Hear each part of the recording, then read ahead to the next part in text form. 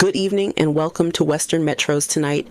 It is Sunday, August 23rd, 2026. Tonight, 5 cities and one deceptively simple question. What changed today? In Las Vegas, a transportation project stopped being a rendering, a construction zone, and a promise. The Maryland Parkway Red Line entered service. In Phoenix, the argument over where the next generation of light rail should go has moved back into the neighborhoods of West Phoenix, while another, much smaller project asks an unexpectedly complicated question: who pays for shade? In San Diego, transit agencies are increasingly behaving not merely as transportation providers, but as landowners and housing development partners. In Honolulu, the metropolitan lesson of the week is resilience. After Tropical Storm Lala, another weather system has kept Hawaii watching the Pacific, while officials, utilities, and residents are still dealing with saturated ground, infrastructure damage, and recovery. Meanwhile, Honolulu's port, permitting system, and development politics are all changing in ways that will outlast the storm. And in Los Angeles, a collision involving an A-line train and a vehicle in South Los Angeles provides a small but useful reminder that a transit network is not merely lines on a map. It is a physical system inserted into streets, neighborhoods, and human behavior. I'm Claire Morgan. With me tonight are historian Samuel Roth, transportation planner Elena Navarro, urban economist Marcus Chen, and infrastructure engineer Leilani Kealoha. Samuel, start us off with the map. What do these 5 places have in common tonight? They are all confronting the consequences of growth decisions made decades ago. Las Vegas is trying to improve transit in a metropolitan form built overwhelmingly around automobiles. Phoenix is doing essentially the same thing, but at a much larger geographic scale. San Diego is trying to place more housing around transportation infrastructure that already exists. Los Angeles is managing perhaps the West's most complicated experiment in retrofitting high-capacity transit into an enormous automobile metropolis.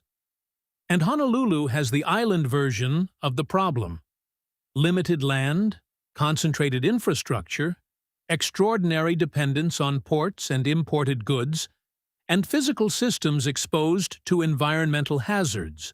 So, the news looks different in each city. Historically, though, we're watching 5 variations on the same question.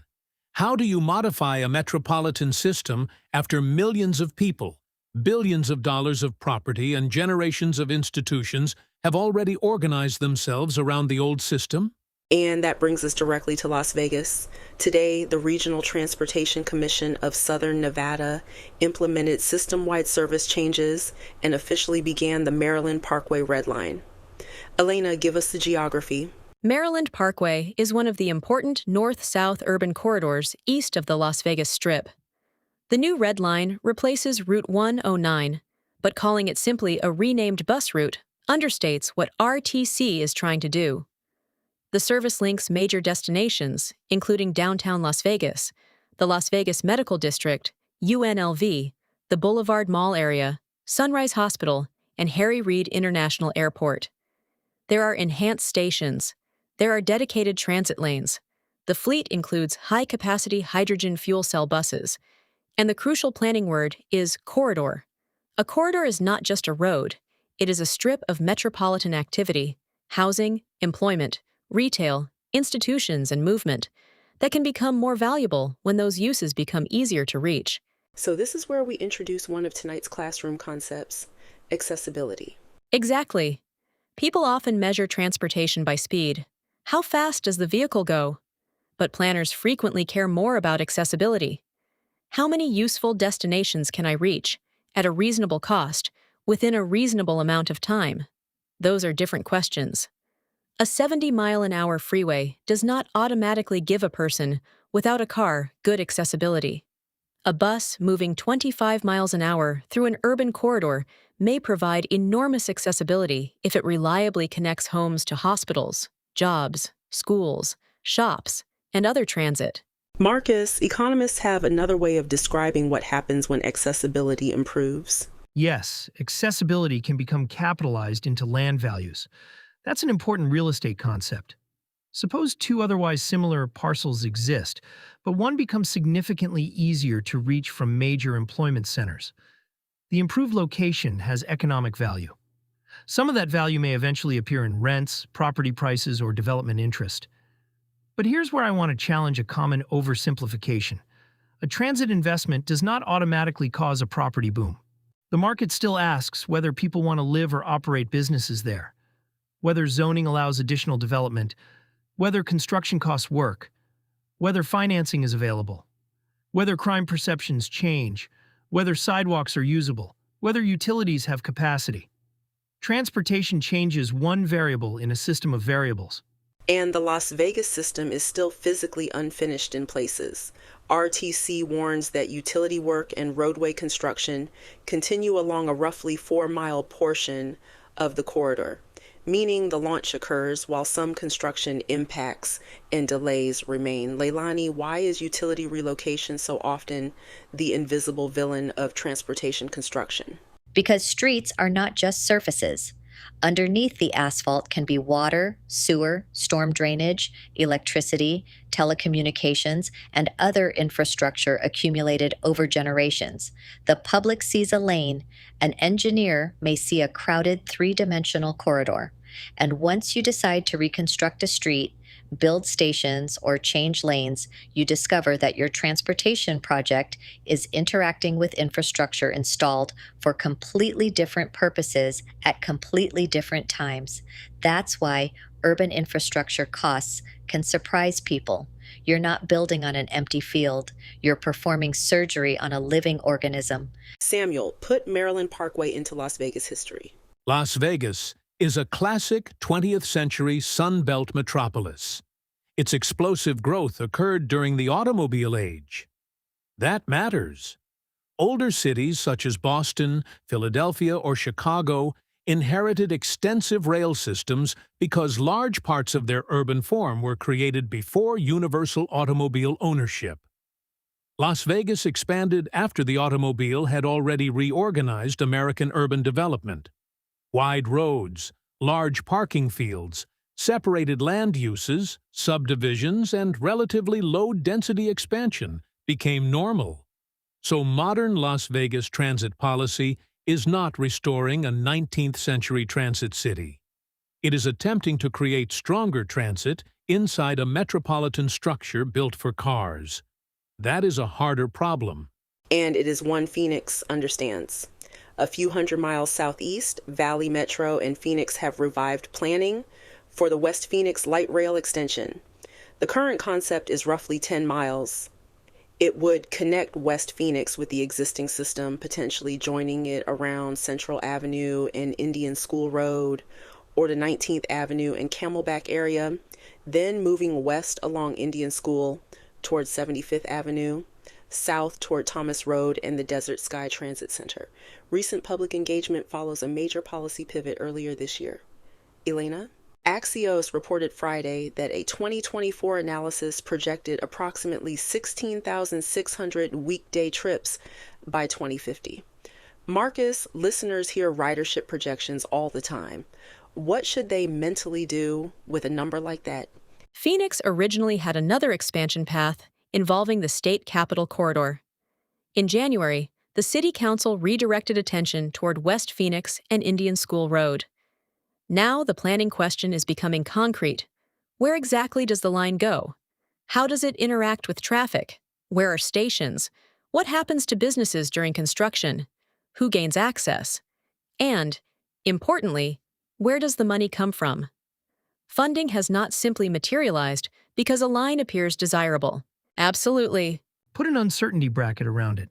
Forecasts are not prophecies. Transportation demand depends on future population, employment, land use, fuel prices, competing travel options, service frequency, and human behavior. A forecast is usually conditional. It means something closer to, given these assumptions and this model, here is our estimate.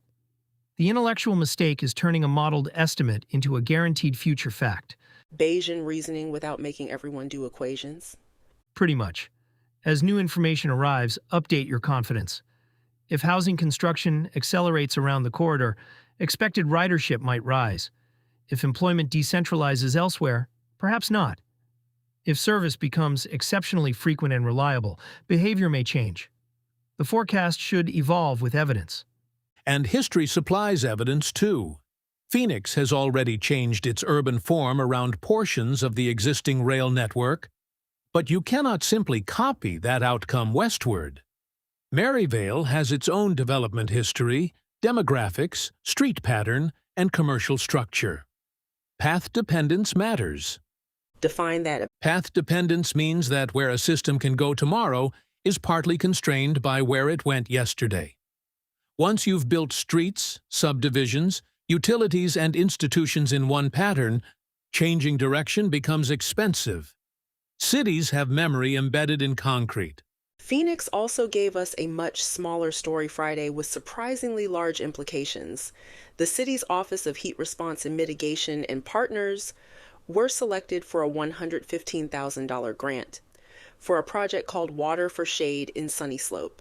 It will explore tree planting, irrigation, and, crucially, financing and governance models for urban shade. Leilani, why is this not merely a landscaping story?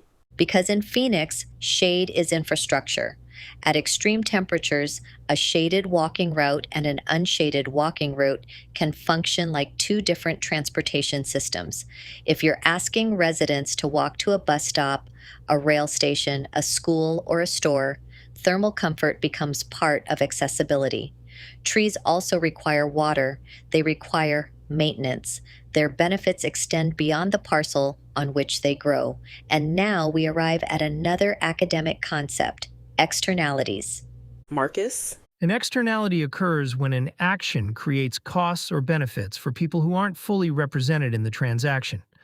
A property owner plants a shade tree. The owner receives some benefit. But pedestrians walking past may receive shade. Nearby surfaces may be cooler. The streetscape may become more attractive.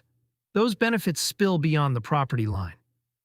Because the owner cannot necessarily charge every passerby who receives that benefit, the private incentive to produce shade may be smaller than the social benefit of producing shade. That's one reason governments become involved in things like street trees. OER Commons materials on market failure use externalities and public goods as foundational microeconomic concepts.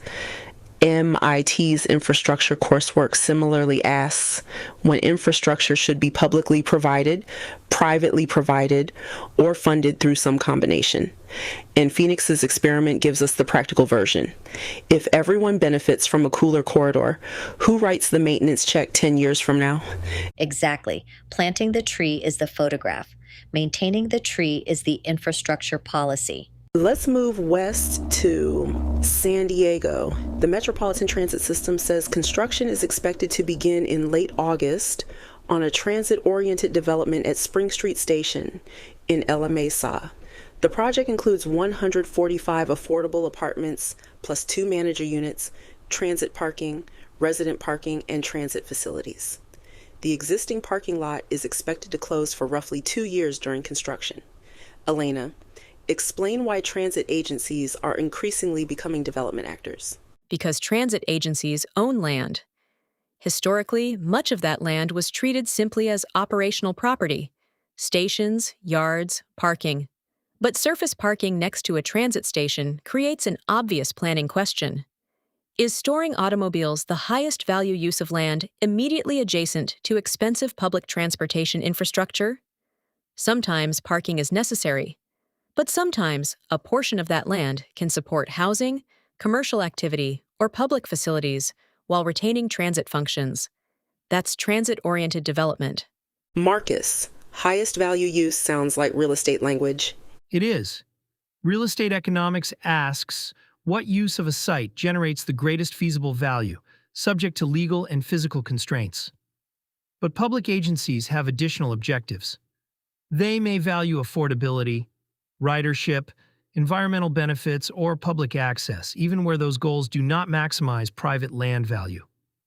MIT's real estate economics material is useful here because it treats land value, location, density, and transportation as connected systems. Transportation changes location value. Land use rules determine what can be built. Construction economics determines whether anyone can actually build it. And San Diego now has another layer. California Senate Bill 79, effective July 1st. The city says the state law upzones qualifying areas near certain transit stops, while San Diego is developing an alternative transit-oriented development plan tailored to local conditions. Samuel, this sounds new, but the state versus city fight over land use is old. Very old. American zoning grew largely as a local government power. But housing scarcity has increasingly pushed state governments to ask whether local decisions impose costs beyond local boundaries. If one community severely restricts housing production, workers may commute farther, regional housing costs can rise, and neighboring jurisdictions absorb growth. That is a metropolitan problem colliding with municipal boundaries. And now the philosophical question, who should decide? The neighborhood, the city, the state? Economics cannot answer that by itself. It can identify consequences. It cannot tell us which distribution of power is morally legitimate. The Internet Encyclopedia of Philosophy's discussion of distributive justice is useful precisely because it reminds us that there are competing ideas about what a fair distribution actually means. A transit upzoning may increase regional housing capacity. It may also change the expectations of existing property owners and residents. Those are not identical questions. And planning becomes difficult when people pretend they are identical. You can believe housing supply matters and still ask where displacement risks occur. You can value neighborhood participation and still ask whether every neighborhood should possess an unlimited veto over regional housing needs. Those are tensions, not slogans. San Diego also had a very literal land use dispute in today's reporting. Times of San Diego reported mounting pressure over whether La Jolla Cove should be closed or further restricted to protect sea lions. That's wildlife policy, tourism policy, and public space policy occupying the same few acres of coast. Samuel? Coastal California repeatedly demonstrates that land can have multiple incompatible values at once: recreation, tourism, ecology, property value, cultural identity, public access. When a place becomes famous precisely because people want to experience nature, human presence can threaten the thing people came to experience. That's a classic commons management problem. Now Honolulu. Leilani, Hawaii has spent much of the past week thinking about infrastructure in its least abstract form.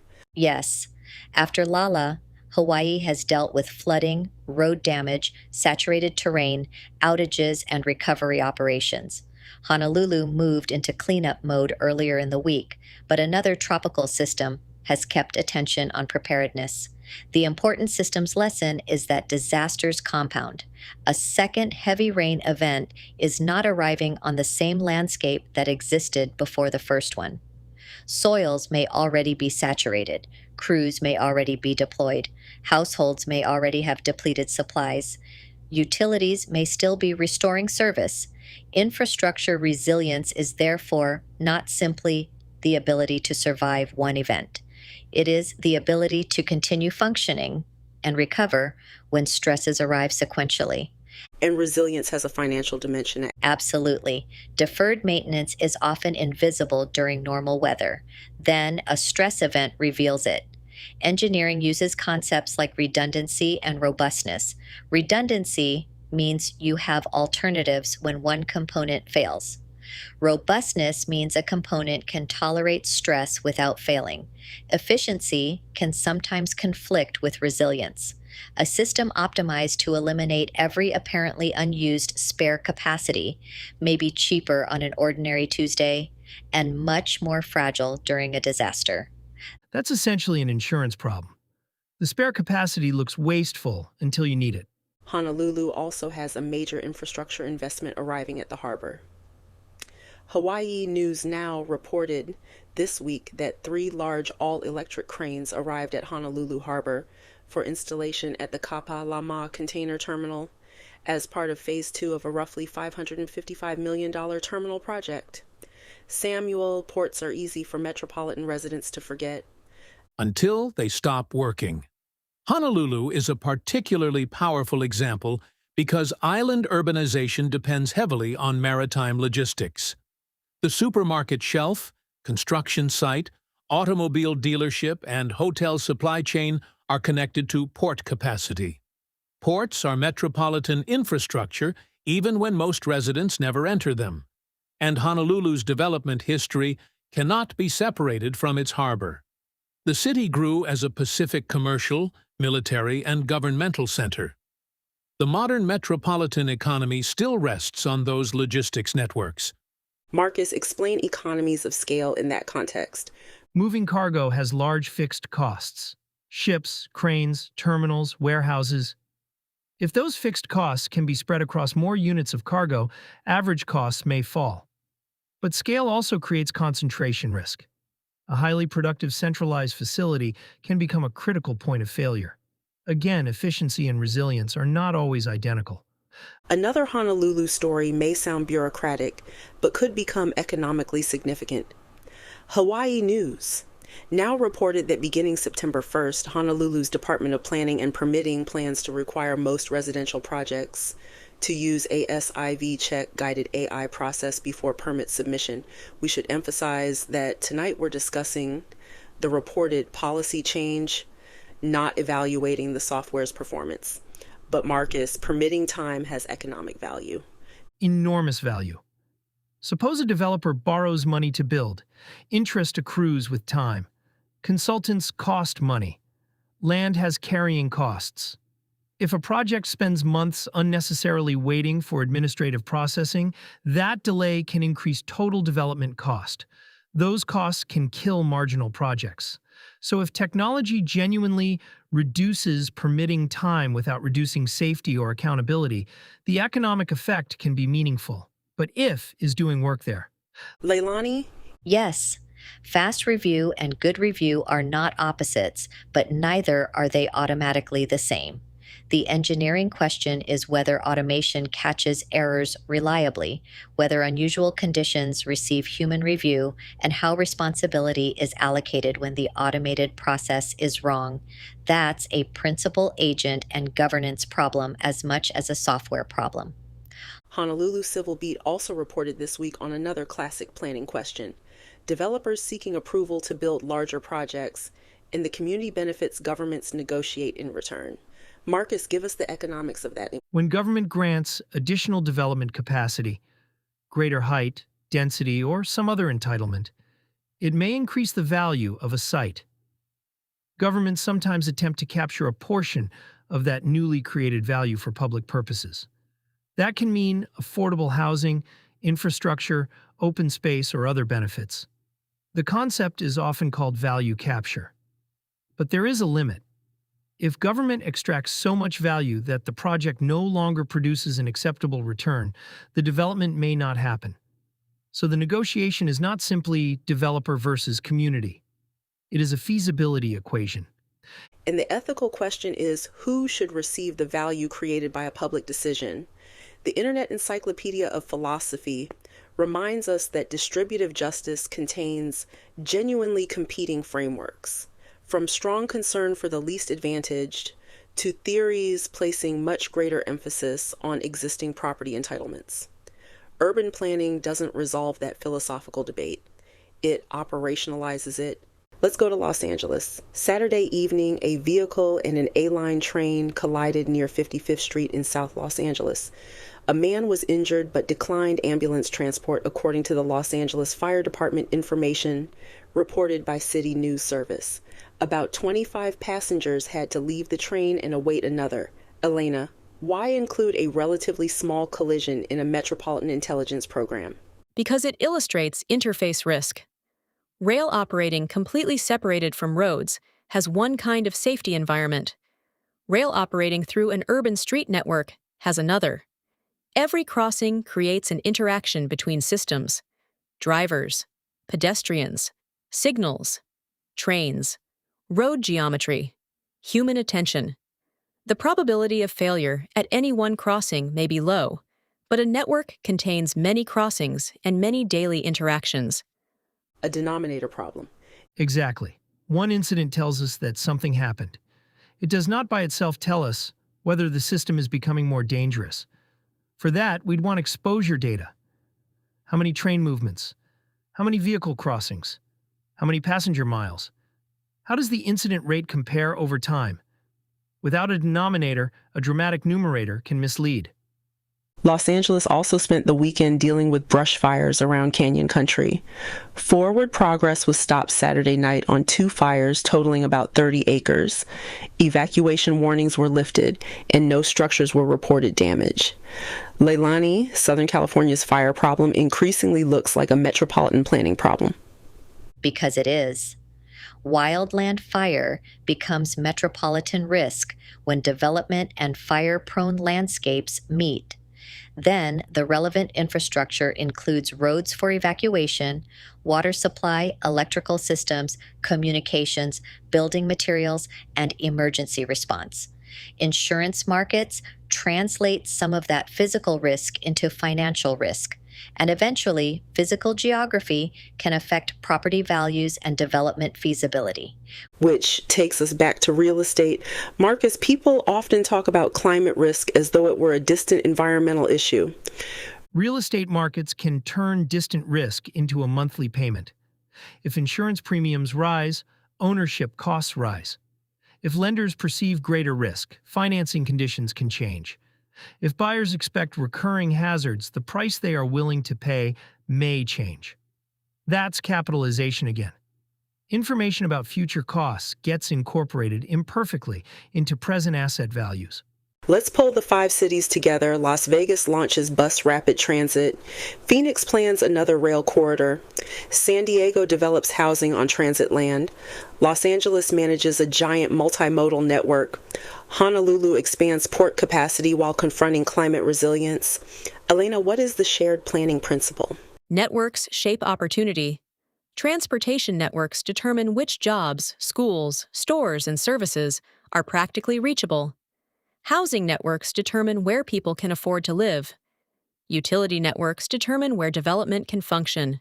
Digital networks increasingly affect access to information and government. Cities are networks layered on networks. Samuel? And those networks encode history. Think about the 20th century American West.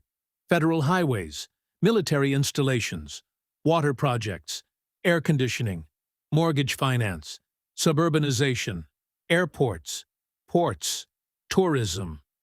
All of those technologies and institutions changed which places could grow. Phoenix and Las Vegas could become enormous desert metropolises, partly because infrastructure made large-scale settlement economically possible. Honolulu's role was shaped by Pacific military and commercial geography. San Diego grew around military investment, ports, border geography, and suburban expansion. Los Angeles became perhaps the defining experiment in decentralized metropolitan growth. Today's policymakers inherit that landscape. Marcus, one more classroom concept. Agglomeration economies. Agglomeration economies are benefits firms and workers obtain from being near one another. A large labor market lets employers find specialized workers. Workers gain more employment choices. Suppliers can serve multiple firms. Ideas move between people. That's one reason cities exist, despite congestion, high rents, and other costs. The economic paradox of a city is that proximity is both valuable and expensive. Transportation effectively changes the meaning of proximity. 2 places 10 miles apart can be economically close if travel is fast and reliable, or economically distant if travel is difficult. Which means a transit line can alter economic geography without moving the buildings. Precisely. Leilani, what did engineers learn today? That infrastructure is never one object. The Las Vegas bus line depends on streets, utilities, stations, and fuel systems. Phoenix Shade depends on water and maintenance. San Diego housing depends on transportation and utilities. Honolulu's economy depends on ports, power, roads, and communications. Los Angeles rail safety depends on the interface between rail and streets. Systems thinking asks us to stop examining each component in isolation. And what should listeners watch tomorrow? Elena? In Las Vegas, watch actual Red Line operations. Opening day is the beginning of evaluation, not the end. Watch reliability, travel times, construction interference, and rider response. Marcus? Phoenix. Watch whether the West Phoenix Rail project advances from public enthusiasm to a credible funding strategy. San Diego. Watch the physical beginning of Spring Street construction and the larger implementation of Senate Bill 79. Leilani? Hawaii. Weather first. The important issue is cumulative stress after Lala, saturated terrain, utilities, roads, and recovery capacity. Then watch the longer-term resilience conversation after the emergency passes. Samuel? Watch what becomes ordinary. That's often more historically important than what makes the biggest headline. If a new transit service becomes part of someone's daily commute, if a former station parking lot becomes somebody's home, if shade becomes treated as infrastructure, if an electric cargo crane becomes routine equipment, those changes quietly rewrite metropolitan life. Which brings us to our first draft of history. First draft of history. Tonight's 5 cities remind us that the American West is not finished. It never was. Las Vegas is trying to graft higher quality transit onto an automobile metropolis. Phoenix is reconsidering where rail belongs while confronting the increasingly basic question of how a desert city makes walking survivable. San Diego is asking whether land beside public transportation should store cars or house people, while California shifts some land use authority upward from city halls to Sacramento. Honolulu is being reminded that island metropolitanism is inseparable from resilience. Ports, electricity, roads, permitting, drainage, and weather are parts of one economic organism. Los Angeles continues the difficult work of operating multiple transportation systems across a city built through successive eras of streetcars, freeways, suburbanization, and renewed rail investment. There is no single Western urban model, but there is a recurring Western metropolitan condition: rapid growth followed by the expensive realization that infrastructure decisions last longer than political administrations, development cycles, and individual lifetimes. The road determines what gets built beside it. The rail station changes the value of nearby land. The zoning map determines which response the market is legally permitted to make. The port connects an island household to a factory thousands of miles away. The tree determines whether a quarter-mile walk is merely short on a map or physically tolerable in August. And the storm discovers weaknesses that ordinary days conceal. That is why metropolitan intelligence requires more than reading headlines. It requires learning to see systems. It requires asking what the denominator is, who pays, who benefits, what is the opportunity cost, what assumptions produce the forecast, which effects are externalized, which constraints are physical, which are legal, which are financial, and which exist simply because a previous generation made a decision that became concrete. History gives cities inheritance, not destiny. Planning decides what to do with the inheritance. Economics asks what the choices cost and how people respond. Engineering asks whether the system will actually work. And residents ultimately experience all 4 at once. As another day closes across the cities of the American West, Las Vegas has a new transit line in service. Phoenix is debating the next one. San Diego is preparing to build homes beside a station. Honolulu is watching the sky while strengthening the systems beneath it. And Los Angeles continues negotiating the extraordinary complexity of movement through one of America's largest metropolitan landscapes. This has been Western Metros Tonight. I'm Claire Morgan. Good night.